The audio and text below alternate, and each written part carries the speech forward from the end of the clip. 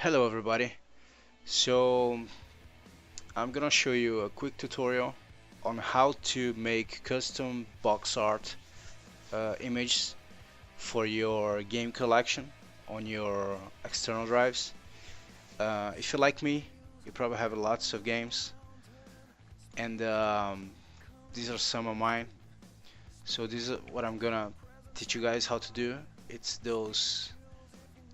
these cool looking box art folders, so you can customize the Windows regular folder into this cool looking box art, which is pretty neat and easy to do.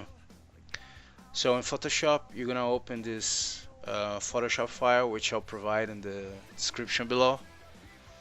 Once you have it open, you're gonna create a new layer, and then you're gonna search on the internet for a box art of the game you wanna make. It can be a box art like a original one, or you can like make something new on Photoshop, doesn't matter, it's up to you.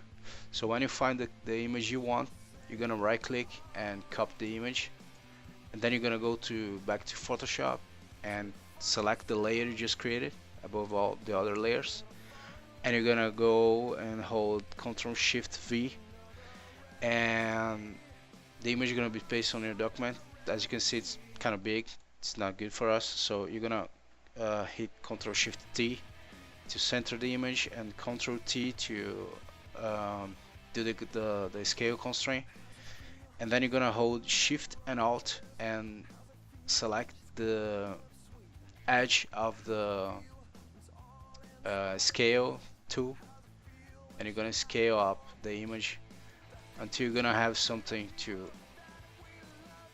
lay inside these guidelines, and you're gonna press enter and apply the image when you're satisfied. In this case, I don't like this original game soundtrack art typing above the image, so I'm gonna teach you a neat trick to get rid of it.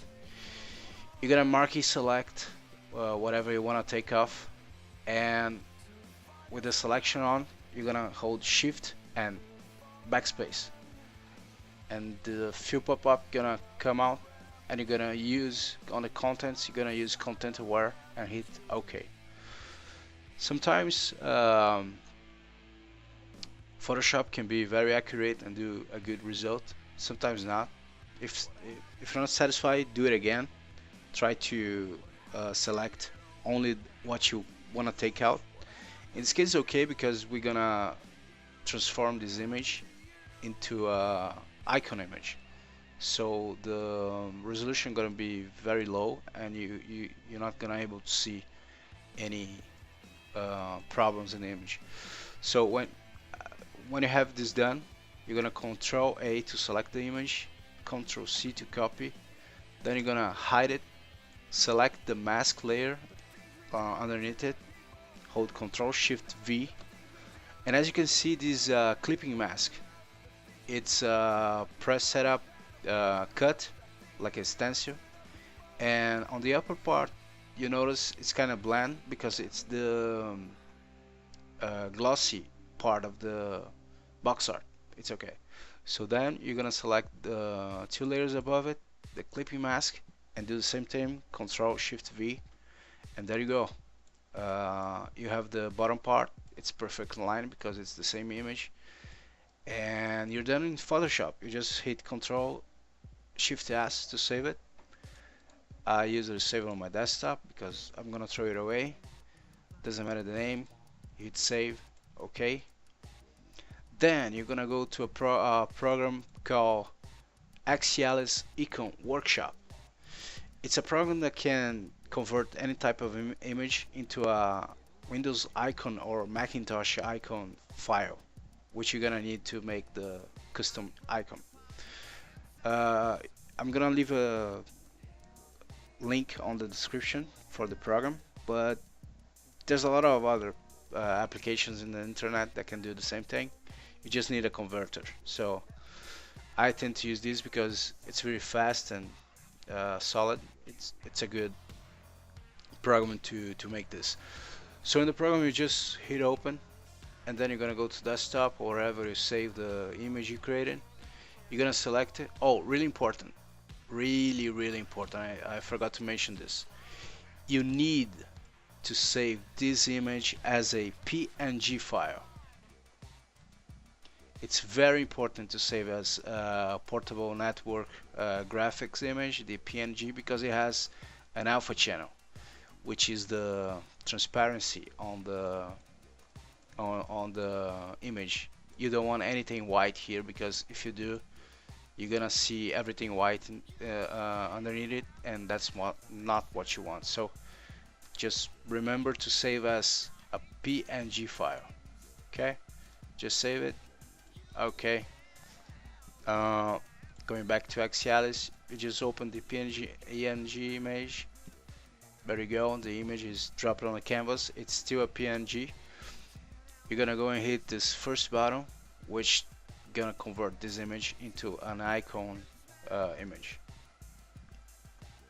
Now, very important, it doesn't matter the lower, it gonna create low resolution icon, it's okay, but it doesn't matter. What really matters is to have the maximum high quality icon image created. So you must tick this selection box for the 256 by 256 option. You just hit OK, and voila, it's done. It converted your JPEG into a nice icon image. You just hit save, and then you're gonna save whatever you need, but I tend to save it on my games, inside my game hard disk, in this case icons, and it's not this one, it's the other one, it's this. So icons, Fallout New Vegas, and there you go, it's saved. Then you're gonna go back to your backup folder on your hard disk. You're gonna select it, properties, and customize and change icon.